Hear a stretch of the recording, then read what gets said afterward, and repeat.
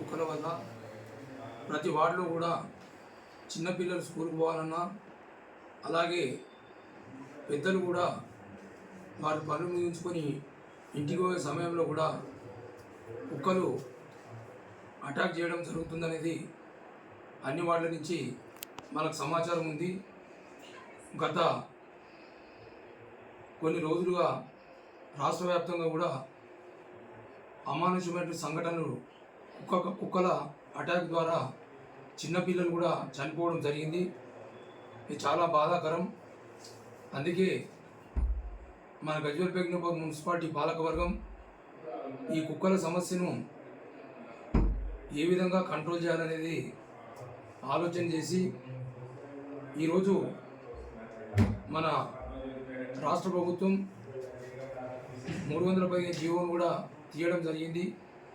దీని ద్వారా కుక్కలకు ఎనిమల్ బర్త్ కంట్రోల్ అనేది ఏబీసీ ద్వారా ఆ కుక్కలను కుటుంబ నియంత్రణ చేసి కుక్కలు పెరగకుండా చూడడం ఒకటి.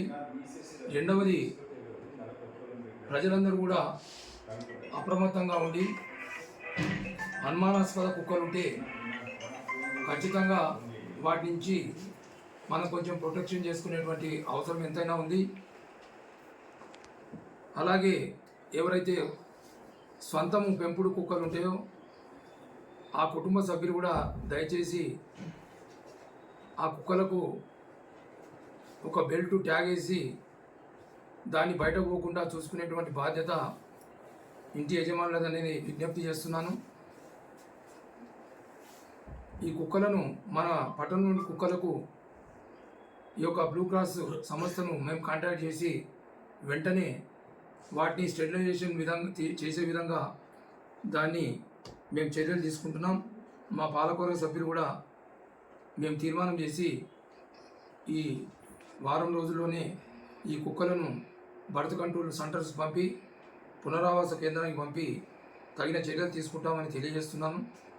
అందుకే ప్రజలు కూడా దయచేసి అప్రమత్తంగా ఉండి వీధి కుక్కల ద్వారా చిన్నపిల్లలను సంరక్షించుకోవాలని కోరుకుంటూ, ఎందుకంటే వీధిలో చిన్నపిల్లలు ఆడుకున్నప్పుడు అక్కడ కుక్కలు అటాక్ చేసేటువంటి అవకాశం ఎక్కువ ఉంటుంది.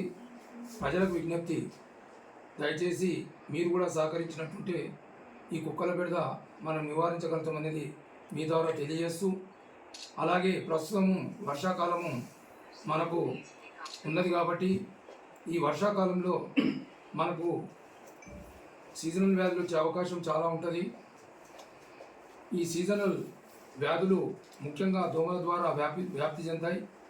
అందుకే ఫ్రైడే డ్రై డే అనేది మున్సిపాలిటీ అబ్జర్వ్ చేస్తుంది. కాబట్టి ప్రతి కుటుంబ సభ్యులకి, ప్రతి కుటుంబానికి కూడా నా యొక్క విజ్ఞప్తి, మీరు మన ఇంటి పరిసరాల్లో టైర్లలోనే కానీ, కుండల్లోనే కానీ, బకెట్లోనే కానీ, ఈ పూల మొక్కలు అనేటువంటి టబ్బుల్లోనే కానీ నీటి నిల్వ ఉండకుండా చూసుకోవాలి.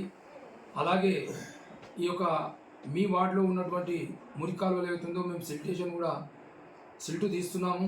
ఎక్కడన్నా స్టాగ్నేటెడ్ వాటర్ ఉంటే మా మున్సిపల్ సిబ్బంది చెప్పినట్టుంటే వాటి తొలగించి ఈ లార్వా దోమలు గుడ్లు పెట్టకుండా, ఎందుకంటే వేలాది గుడ్లు దోమలు పెడతాయి కాబట్టి అవి డెంగ్యూ, మలేరియా మొదలగు వ్యాధులు వస్తాయి. కాబట్టి వీటిని సీజనల్ వ్యాధులు రాకుండా మేము అరికట్టడానికి ప్రయత్నం చేసినా మీరు సహకరించినట్టుంటే మనమందరం గజ్వేల్ పట్టణాన్ని ఆరోగ్య పట్టణంగా, హరిత పట్టణంగా ఉంచుకోవడానికి ఆస్కారం ఉంటుందని తెలియజేస్తూ, ఈ రెండు విషయాలు ప్రజలు మాతో సహకరించి గజ్వేల్ పెగ్నాపూర్ మున్సిపాలిటీని ఒక చక్కని మున్సిపాలిటీగా ఉంచుకుందామని మీ ద్వారా తెలియజేస్తున్నాం.